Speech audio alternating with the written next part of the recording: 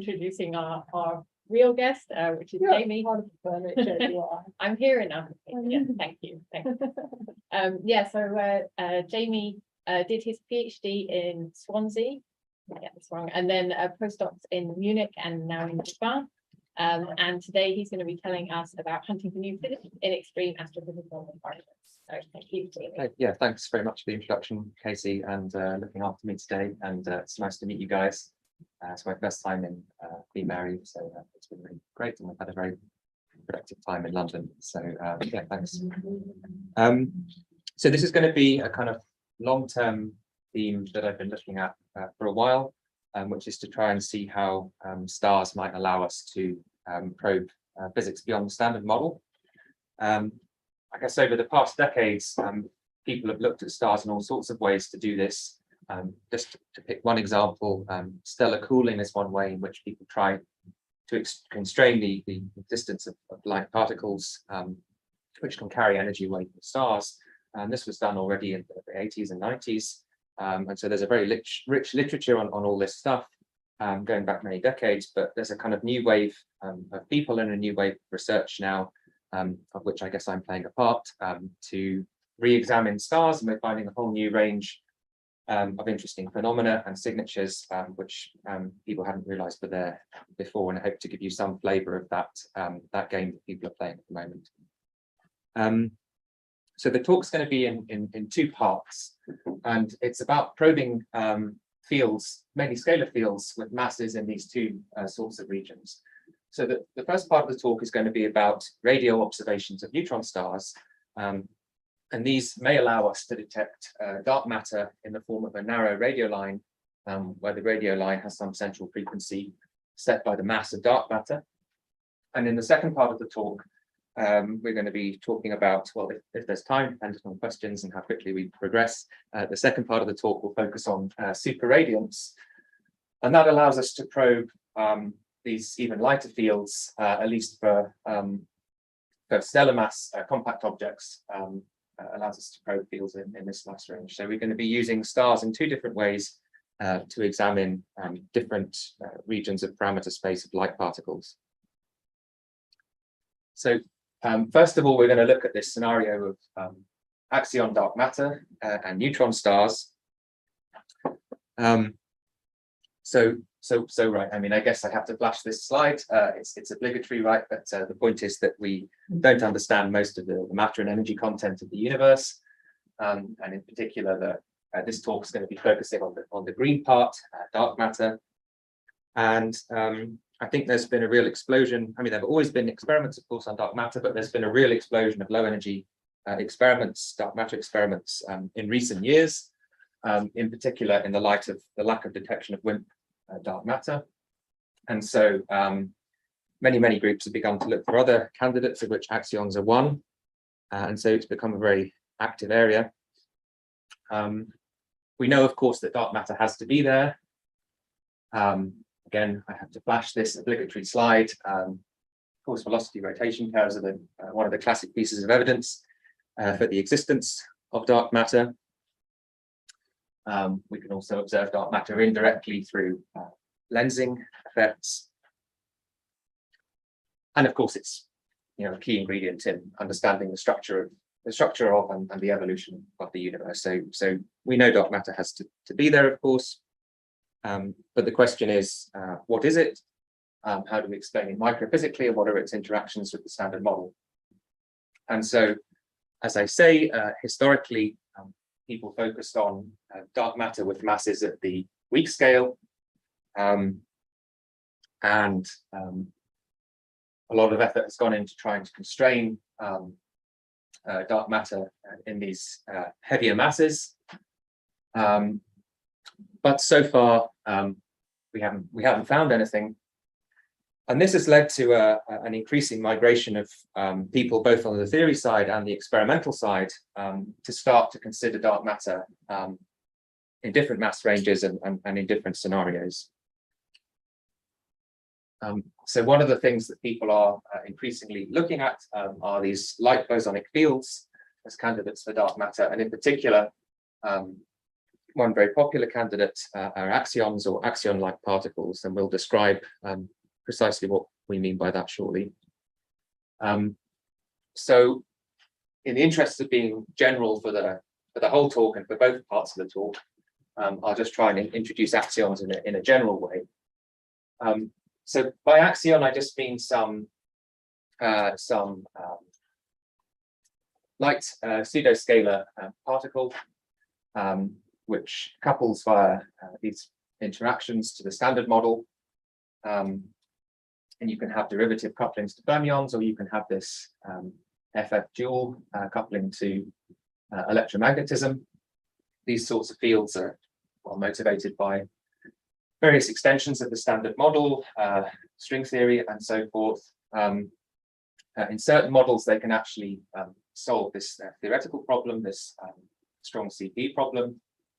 And as I say, one of the things that's made them increasingly attractive, especially in light of the lack of detection of WIMPs, has been that these fields can be dark matter across a very broad range of masses. So they're very well motivated. You can build very cheap, low energy experiments to start searching for them, which is what people are doing. Sorry, yeah. Quick question. Can you remind me the meaning of pseudoscalar? So it just means that under parity, it's odd. So when you do parity transformations, it's odd.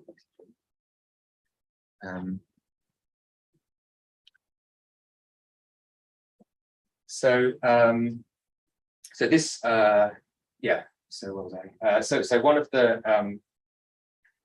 the easiest ways to detect axions and dark matter in general is to exploit its coupling to the electromagnetic sector. And so this is how we're going to detect it in the radio, right? We're interested in how this field couples to electromagnetism. And this coupling, which controls the strength of interactions between the axion and the photon, is called GA gamma gamma.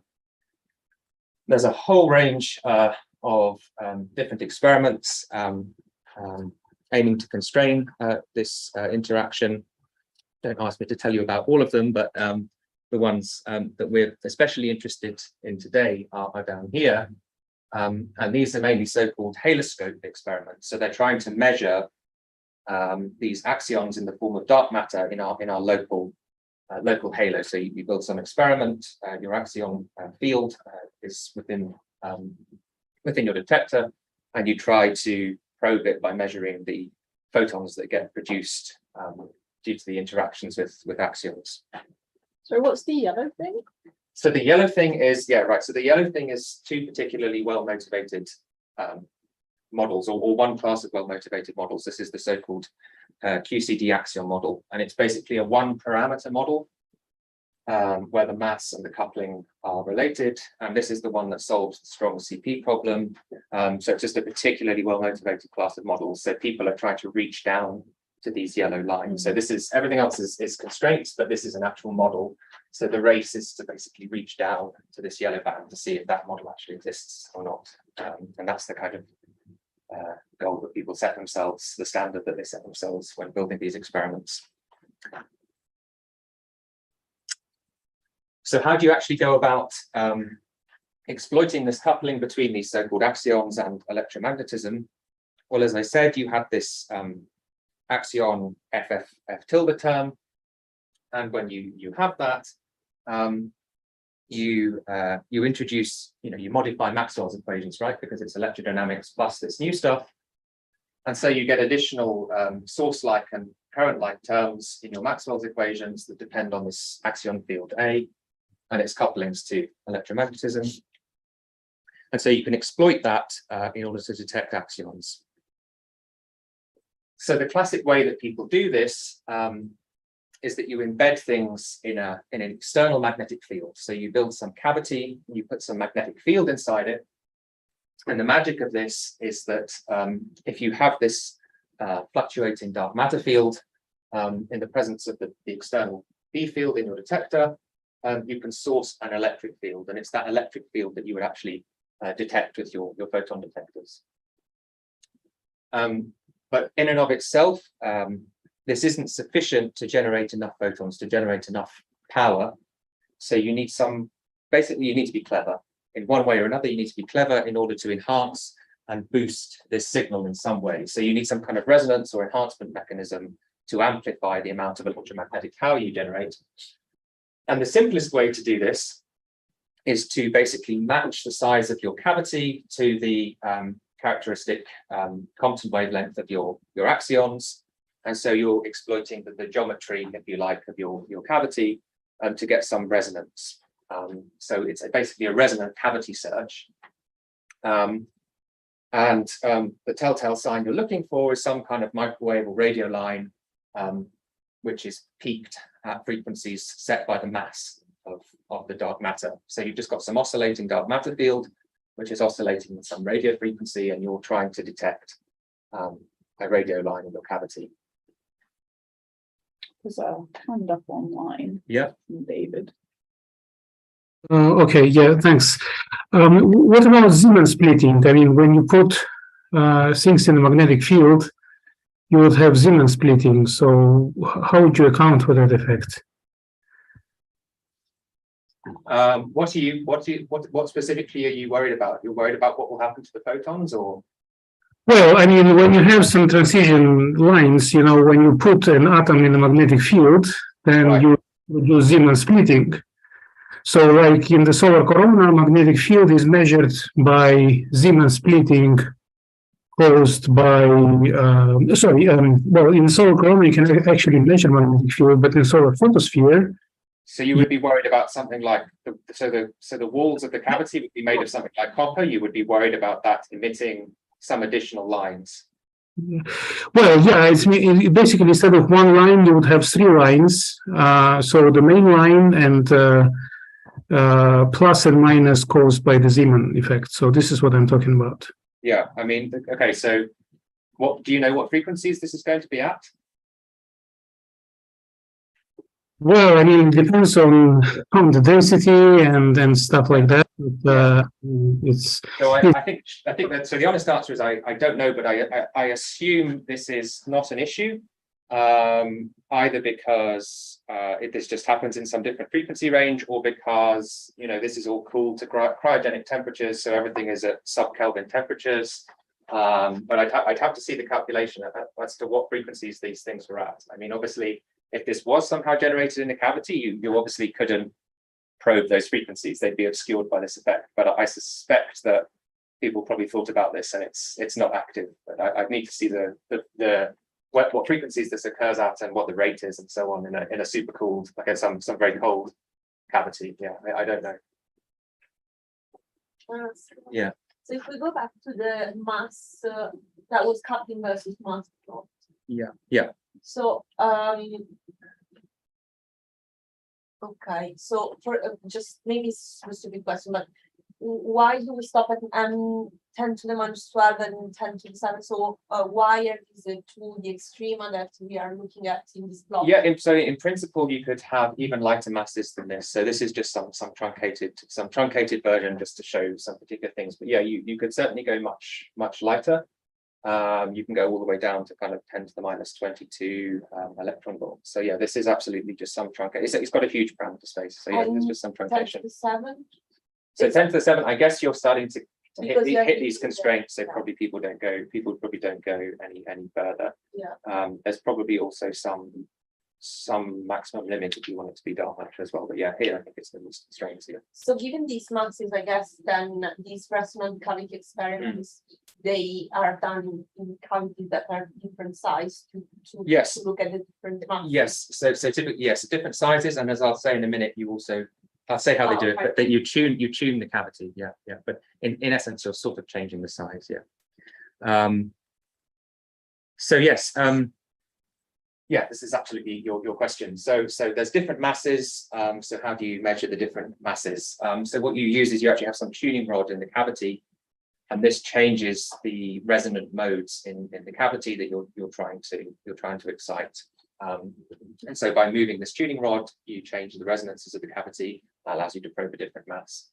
And so this is a kind of painstaking process where you tune, then you listen for your dark matter, you take data for a bit, then you retune, you measure again, and so on and so on. And this slow, they call it scanning. You're slowly scanning over perhaps 5 years or something of data taking once you do this, and you can cover some band of frequencies by gradually doing this, and it takes a long time.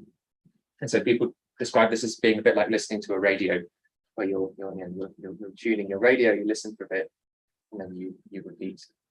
And this may take decades, not just during the actual data phase, but building the experiment and getting your magnets and all these things. At least you just have to do one count. Yes, I mean, there's the field is incredibly populated now, right? So everyone's trying to kind of muscle in on their little bit of parameter space. So yeah, there's lots of there's ADMX is the big one in the US, not a big cavity, a big experiment, high profile experiment. They have a cavity, and yeah, there's ones in Korea, and I think there might be one in Australia as well. It's a very active field, and cavities is just one thing you can do. There's all sorts of other things that you can do in addition, but another talk for another time.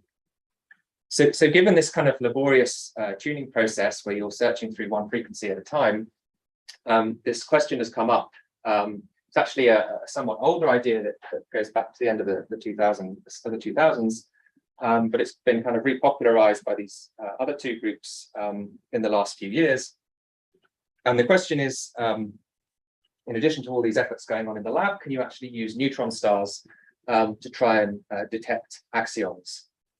And so you're exploiting some of the same physics, which is that you want some very strong magnetic field to allow these axions to be turned into photons. And that, of course, is where neutron stars are great, right? Because in the lab, you can get something like 10 to the 4, 10 to the 5 Gauss, which I think I've done this conversion correctly. It's of order 5 or 20 Tesla ballpark. Whereas, of course, neutron stars, especially in the form of magnetars, can have anything from 10 to the 14 to 10 to the 15 Gauss. So they just got these crazily strong magnetic fields, as I guess most people here will know. And they have another cool thing about them, which is that they're surrounded by plasma. And what this means is that you can get an additional resonance. So in the regions of plasma, where the plasma mass matches the mass of the photon, the two dispersion relations match up, and you can get some additional resonance effect. So like I said before, you always have to come up with some clever mechanism to boost the size of the signal, and that's how it works in neutron stars, in addition to these enormous speed fields. So you can get some conversion probability for axions into photons, which depends, yes, on the size of this fundamental coupling, the size of these B fields, which are very large, and then some details about the plasma gradients. And so the whole thing acts like a kind of resonant detector. And in addition, the plasma is inhomogeneous, right? It has different values at different points around the star, and so each region of the star is sensitive to a different mass. So the whole thing is this broadband detector. So people got very excited about this idea. You can get some idea of the sensitivities to this. So you're sensitive to a very broad range of masses spanning, well, just under 2 orders of magnitude. And you can get quite deep reach in parameter space. So you get down to this yellow line, potentially this yellow line under some scenarios of these favored models that we're all trying to hunt for. So it's broad in frequency, it's reasonably deep, and I've used this word immediate. Why immediate? Because the radio telescopes are sitting there, and in addition, SKA is hopefully going to come online in the not too distant future. So this was a kind of back of the envelope estimate that people made in this first paper. Is it really broad given the range of the plot you showed us before? It's a good question, right? So it's broad in the sense that, right, so it's broad in two senses. One is that when you simulate the dark matter and figure out, what mass it has to have the correct Melick abundance and so on, the kind of microwave mass range is particularly well favored. That's one thing. So this is a good place to look for a particular class of models. The other sense in which it's broad is in comparison to the cavity searches, where you're having to just probe one mass at a time. So if you got lucky and you found a radio line in neutron stars, you would find that immediately. Perhaps you find it as soon as they switch on the SKA, and you don't have to spend ages scanning, right? So that's what I mean by broad. Yeah. So people moved very quickly to try and do these observations. So there were sort of two groups that jumped on this quickly. One was a group led by Joshua Foster and Ben Safdie in the US, and they used Greenbank and Ecclesburg to try and hunt for these radio lines, and that's the plot on the right. And then one of our now collaborators, at the time he wasn't, but this is Jeremy Darling from Colorado, and he used BLA to do a search on the galactic center magnetar. So there's a magnetar quite near the galactic center, and he got some time to do some observations on that and tried to put some preliminary constraints. So the blue constraints are kind of showing some more optimistic dark matter scenario where it's denser, and the purple is, I think, just the standard Navarro Frank White profile.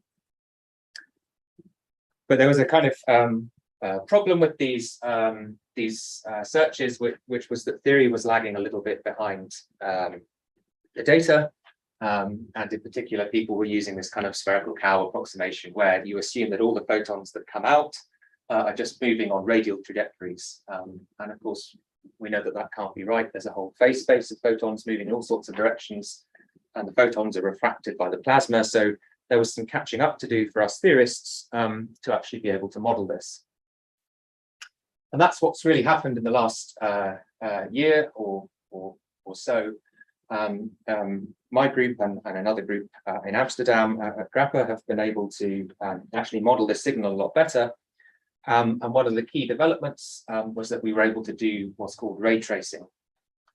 So you produce these photons at this surface, this critical surface, and then you have to understand how to propagate them out. And this enables you to describe the angular dependence of the signal, the frequency dependence of the signal, and its time dependence as well.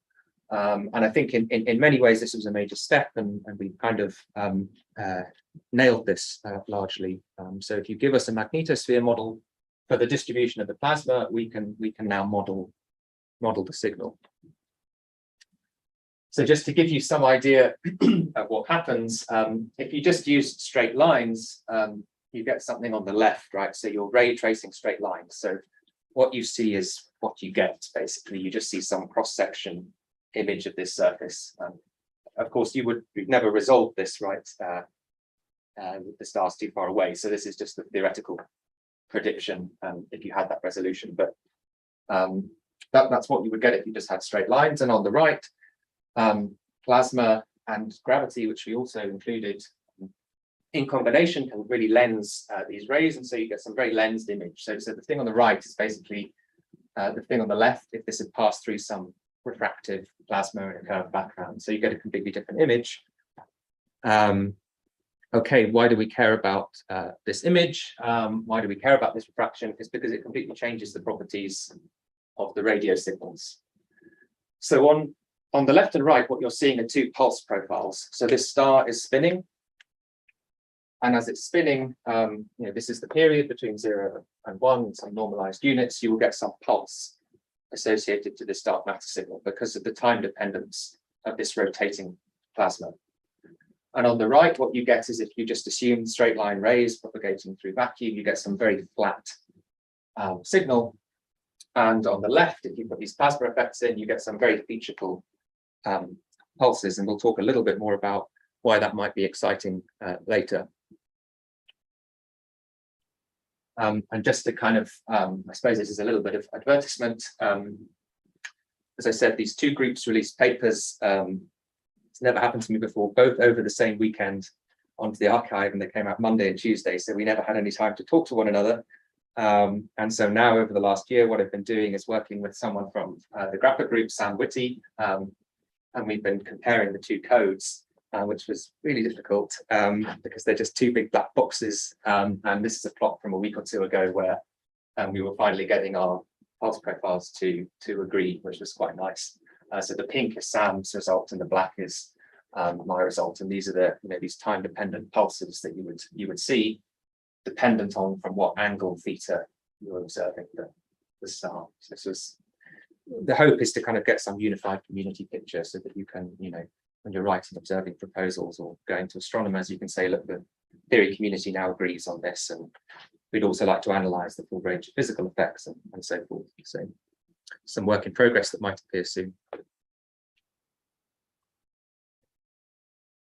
So that's the time dependence, which is a key signal feature. And the other thing that you're able to describe is the frequency dependence of the signal. So you know you're looking for some radio line, but something very interesting happens because the plasma is time dependent. We know, right, just from symmetries, that if you're in a background which is not time dependent, then your frequency can change. And so as you're moving through this rotating time dependent plasma, the frequencies get shifted. And you can evolve them along the rays, which is this equation up the top, and they'll get red shifted or blue shifted by the time dependence of the plasma, and then you can bin them all and figure out what's the frequency dependence of your signal. So this plot on the right is showing you basically some projection of whether the photons have got blue shifted or red shifted relative to their point of emission, and then you can back project that onto where they came from on this surface. And this is important because it actually allows you to make some prediction for the template for the signal. So the red line is the kind of guess people were previously using, which was basically just to say my photon will inherit the energies of dark matter. Well, what are the energies of dark matter? It's just set. It's not relativistic, so its energy spread is just set by the velocity spread of dark matter. So you get a very narrow radio line just set by the spread of energies of dark matter, which is set by the velocity dispersion. But this plasma broadening changes the nature of the profile, so you get something completely different and much broader. And this is actually very important from an observational perspective, because it's harder to look for broader signals. Why? Because if you imagine some noisy data, it's much easier to look for a spike than it is to look for something that's got the same power spread over wider frequency. So it makes it a little bit harder to search for, but conversely, at least you know the answer, and you can also say precisely what these templates should be. So we were able to characterize both the frequency dependence and the time dependence of this signal, and of course power in different angular directions.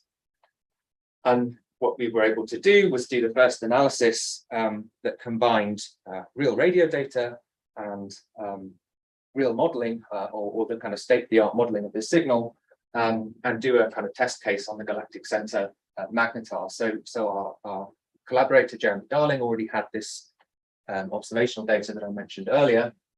We ran the modeling, and we were able to kind of examine the sorts of regions of parameter space that you might be able to constrain. So what you're looking at, the colored lines, that the purple, the blue and the green, are showing you the results of these models, these ray tracing models. And the gray line is, if you like, the kind of spherical cow radial trajectories, which actually cut off because they're such a bad model that from certain angles there's just no signal. So you can't even put a constraint to those certain masses. So you really have to do this modeling.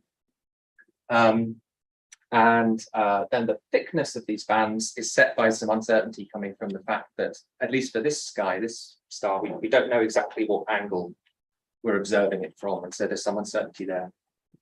And then the fact you have a triplet of bands is because we decided to consider 3 different dark matter models. The middle one is basically your very friend white, and then the bottom one is some more optimistic scenario where maybe there could be some spike of dark matter near the galactic center. So there are some uncertainties going on here. It's an active field, and I think we will hopefully pin some of these down over the coming years. But for now, at least for stars near the galactic center, perhaps one of the biggest uncertainties is not knowing the precise dark matter density there.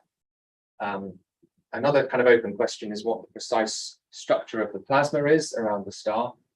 And then, of course, at least for some neutron stars, we don't know what the observing angle is. You don't know from what angle you're looking at the star. So there's some uncertainties in there, but we should keep looking, particularly when SKA comes online. Yeah. Sorry, it's lost with the colors and the thing and the lines. Yeah. How does these results informed by your modeling change with respect to the result of the gray the Darling original paper? How does it change? I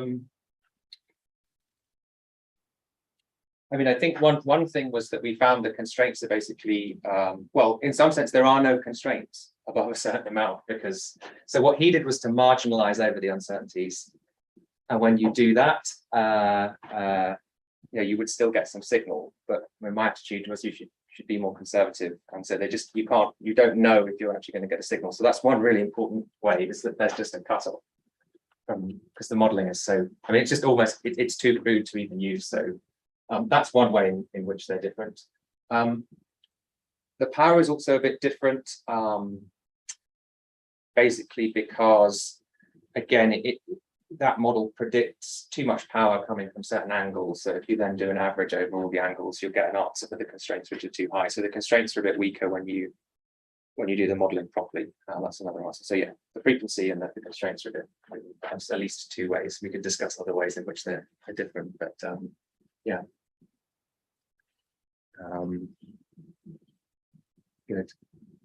So I mentioned before that these signals have some time dependence. And this is kind of a key smoking gun of this signal. And so what you could do is derive some library of pulse templates for these signals and then go look for them in data. And that's something that I'm actually doing in collaboration with Richard Batty and various pulsar astronomers at JPCA in Manchester. And what you're seeing here is real data from this pulsar. It's mainly just a test case to get the kind of data processing and modeling pipeline up and running. But what you're seeing here is the phase of the pulsar. So this is time, if you like, as the thing is rotating. And then on the vertical axis, you've got different frequency channels, some of which you have to excise because of, well, radio frequency interference. But then what you can do is actually look for templates in this data. So you're trying to look for these time-dependent templates in the data. And in particular, you'll notice there's some white bands here and here, and this is where we've subtracted out the pulse from the pulsar, right? You don't want to go looking for a signal on top of the signal. So if you cut out the pulse, you just get something which is basically just noise.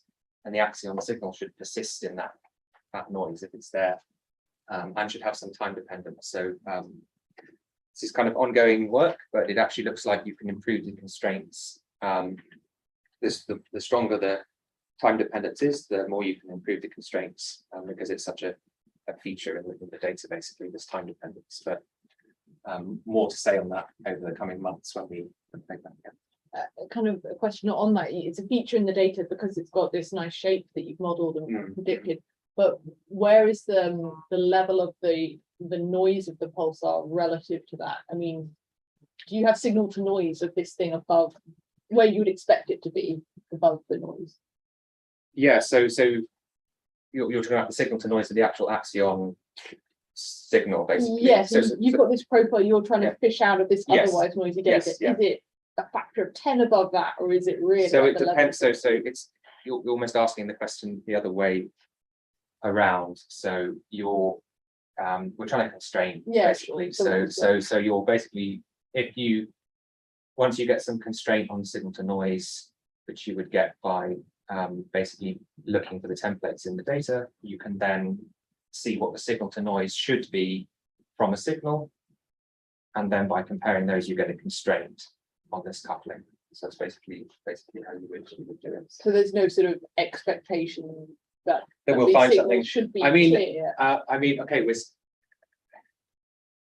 Okay, that we'll just find one straight away. I guess I'm just trying to understand, given the models you have set up of the plasma and how it interacts, whether the signal that you predict has a characteristic loudness over the noise, or whether that's just something that you can scale up and down infinitely, which it scales with the coupling. Yeah, it scales with the coupling, exactly. So it's scaling as the power is scaling as g squared, basically. Okay. And so if you don't see it, the coupling has to be below some certain value. If you do see it, you go get the experimentalists to measure it, and then get your price. But otherwise we're constraining. Jamie, can I ask a related question? So this is a feature that you know, it should be there in the data if this coupling is there. There's no sense in which looking for a longer period of time. There is, but there's this thing called the Radiometric Equation, which I've grown to hate, which basically says how your signal to noise goes up with your observing time. Basically the constraints you can get on G scale with the quarter power of your observing time. So it is a very punitive power law. So you know, if I could live for 10,000 years or something, so basically that's not the way to buy increased reach. What is building an enormous radio telescope, which is what they're doing with the SKA. So that can increase the constraints by perhaps sort of an order of magnitude or something. Is there another question you had? Or? No, Okay, that was it. So just looking for more longer periods of time doesn't really help you, basically. Yeah, I think so. Why bigger radius?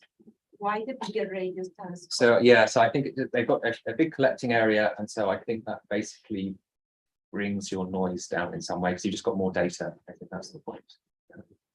So you could wait longer, or you could build bigger. Yeah, which you decrease the sensitivity. You increase your sensitivity. Yeah. Which brings me neatly on to my next point, which is looking to the future. So, I mean, at some point, possibly at the end of the 2020s, this square kilometer array might come online. And so this is the kind of sensitivity. So these lines here and here are the sorts of sensitivity that you might get with the current sort of generation of telescopes for typical parameters. And then this is the same scenario, but with the SKA. And you can see that you've got significantly better reach. So it could be that when we start observing with SKA, then we really might find the signal. And in addition, these time-dependent searches, I don't want to put a number on it yet, but they can only improve the constraints that you can get. So it's exciting, and maybe we will find some radio line. And it's worth saying as well, of course, that because there are astrophysical uncertainties in the targets you're using, it's still also worth looking at the current generation of radio telescopes, not least of all because the data is just sitting there. And there's these breakthrough listen people that were listening for aliens, but I don't know what's happened with the funding for that, but they've still got loads of radio data looking for little narrow radio lines. And so people have also used breakthrough listen data to constrain these things, and they have a whole load of data as well. So it's worth continuing to look through as much data as we have, in preparation for moving to the next stage of SKA. Why does the mass target that you're targeting change when it comes? Yeah. So I should have redone. So this is a plot from an old paper. I think it was based basically on the bands of sensitivity. This is a particular band of SKA, so we wanted to do it for that, and this was some different band of another telescope. But in principle, it's just to do with the observing bands. There's nothing to do with the physics. We just wanted to use some realistic case. But yeah, these lines would in principle continue along, and they would still be lower. So wherever you're looking, you're going to be. If you were to look with a comparable telescope in this frequency, if you were to look with a telescope we have now in this frequency range, you'd still be a lot less sensitive. So yeah, I should really update that to do them in the same frequency range, but it was just to be more realistic about the observing bands they have. Okay, so we have 20 minutes. Okay, yeah, so neutron stars are very exciting. They allow you to probe some reasonably broad range of masses, which is complementary to many experiments. So if you did find a radio line in neutron stars, the chances are there's probably an experiment that will be able to measure dark matter on Earth. And if they know where to look, they can do a very deep scan. They can just take data at that frequency for a long time, and they would either be able to confirm or rule out potentially the existence of dark matter with that mass. So it's very broad, and as I say, could help accelerate the search in the lab. I think one thing we'd like to understand better over the next few years is we need to better understand how to model the plasma around a neutron star, what its precise structure is. And in particular, we'd like to know how uncertainties in that structure filter through to uncertainties in the constraints. And that's a kind of open question. I think we will make some progress on that in the next few years, but first of all, you have to know how to model the signal before asking, well, what's the background on which the signal is modeled? I think that's the right order in which to do that. And of course, more radio data is always good. And I think it will be really interesting to see what happens when we start measuring with SKA.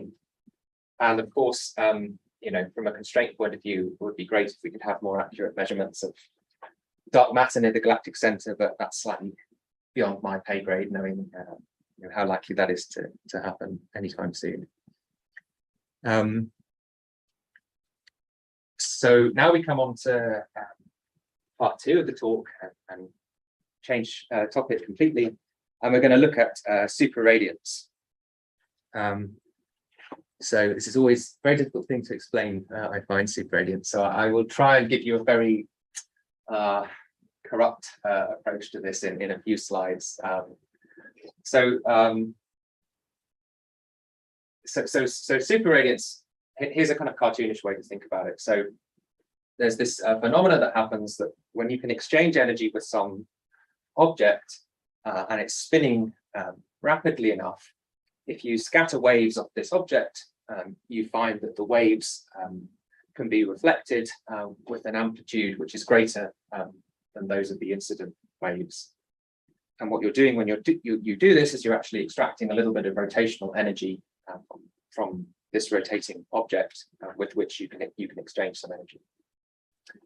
So that's superradiant scattering, and you can do this with Kerr black holes, in which Katie is an expert.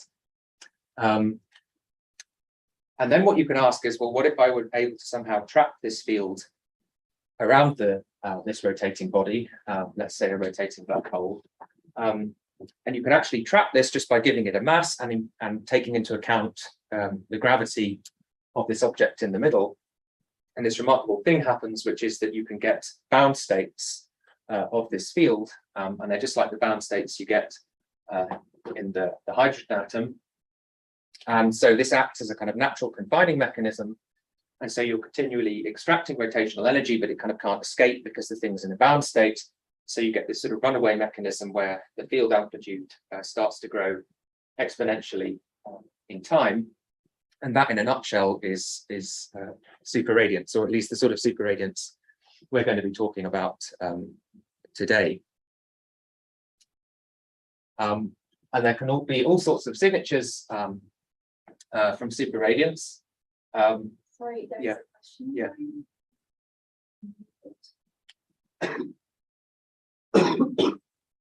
Is there a question? David? Please put his hand down. Yeah, just a second. So my question was about why does it have to be rotating? I mean, the thing about the gravitational flybys to Jupiter, you know, we send satellites to certain places, just simply flying by bodies of large mass, but they're not rotating. So my question is, why does it have to be rotating? Why does it have to be rotating? Because you need some energy to extract, and it just so happens that that's the way this works. It's the way that it's the source of energy you're extracting. It's rotational energy. But there is also gravitational flyby energy, right? I mean, in terms of estimating, what's bigger? Is it rotational energy, or is it just the field of the? So basically, you can extract momentum from a massive body by gravitational flyby, right? Whether it's rotating or not, it's irrelevant. Oh, I see. Okay. This may not be the only way in which you can extract gravitation. You can extract energy from something. I'm happy to believe that. Okay. Yeah, may not be the exhaustive list of ways to extract energy. What's bigger? I mean, is this rotational energy, or is just the momentum of the body itself? I mean, well, Jupiter, for example, when you send the Ulysses mission to go out of the ecliptic of the sun, you have this gravitational flyby of Jupiter, and then you can send things out of the ecliptic plane, and basically you extract momentum of Jupiter. It's nothing to do with rotation. It's just amount of it's probably order. I mean, it probably depends on on the extremes. I mean, when you have rotating black hole, probably it's where you get probably more energies from the rotation than as opposed to the momentum of the body itself. Yeah, I don't know is the honest answer, but I do know that this is a very efficient way to extract energy from black holes. I know, but yeah, I mean, I guess you're not here, so we can't chat afterwards. Otherwise, I would say that, but yeah, I'm not sure. Yeah. Right. So you can get these unstable bound states, and it is very efficient, and it can be of order hundreds of the characteristic timescale of this can be of order hundreds of seconds for some black holes. So it is a very efficient way to extract energy. You can get various effects from this. One thing is that you can get constraints on the existence of these fields. And the idea is that if these fields existed in particular masses where these bound states grow very quickly, they would feed off the rotational energy of the black holes very fast, and they would spin them down. And this would mean that you just wouldn't observe black holes with particular spins. And so conversely, if you do see a black hole with that spin, you can preclude the existence of particles with certain mass ranges. Another effect is gravitational waves, which can occur from various complicated behaviors of these profiles, including transitions between different bound states and self-annihilations of a bound state. And then something I was actually just discussing with Casey this morning, you can also get effects on binaries. So we won't really go into the details of any of these signatures yet, because it would be a bit premature. But this is the kind of motivation as to why these effects are so important. And when you think that now we're in an era of gravitational wave astronomy, I think superradiance is very exciting. So this is going to be about superradiance in stars. And this is because in principle it can happen for any rotating body that you're able to exchange energy with. So what is the challenge of doing superradiance with stars? Well, to understand that, I think it's useful to compare it with how superradiance works in black holes. And I think the point is it's just very simple comparatively in black holes. And this is firstly because GR is such an amazing theory. So we have a great theory for how gravity behaves at low energies. We know very well how to embed fields just minimally coupled to gravity and backgrounds. And the other killer thing about black holes is that they're really simple, right? The no hair theorem means that they're very featureless, right? So they're just described by a handful of parameters, which is their mass, their spin, and their charge. So it's very straightforward, and the theory is under good control as to how you just take a field, embed it in a black hole background, and then just compute the modes of the fields living around this black hole. By contrast, sort of obvious stars are much more complicated. They're not black holes. They're full of all sorts of different kinds of particles which might exist, which might interact with the fields that might live around them. And they have magnetic fields and plasma, and they're much more complicated objects. So the first step is to try and derive some theory of how these fields live in a neutron star environment, these long wavelength fields, which is the kind of analogy of what you would do with fields around black holes. So how do things work for black holes? Well, as I say, you take some field, you embed it in some curved background, some curve background. And as I said before, you can imagine scattering waves of the black hole, and you can compare the amplitude of the ingoing and outgoing wave. And what you find is that provided the frequency of the wave is small, or is smaller than characteristic velocity of angular velocity of the black hole, then you find you can actually extract rotational energy. And this factor can be positive. Meanwhile, for stars, since you don't have some ergo region or horizon, you need some other mechanism for energy extraction. And so what you can imagine doing is putting in some damping factor gamma to mimic the sort of absorptive property of the ergo region and the horizon. And when you do that, you can imagine doing the same scattering problem. And you find that you can extract rotational energy from the star in the same way, and that the change in amplitude of the field is proportional to this damping. Sorry.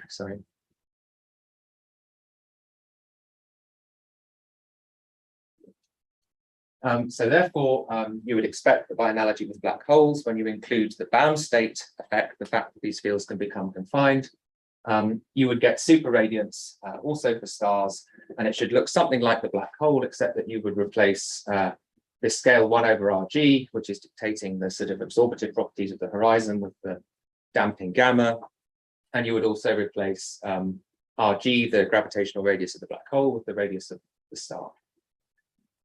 And the real question then is, we'd like to be predictive, and we'd like to know where do these factors come from, right? It's all very well putting these things in by hand, but you'd like to actually start constraining some microphysics.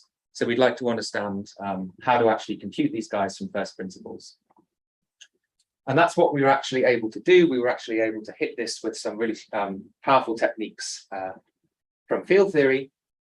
And in a nutshell, what you do is you compute the self-energy of this scalar field in medium. So this is a quantum field theory calculation.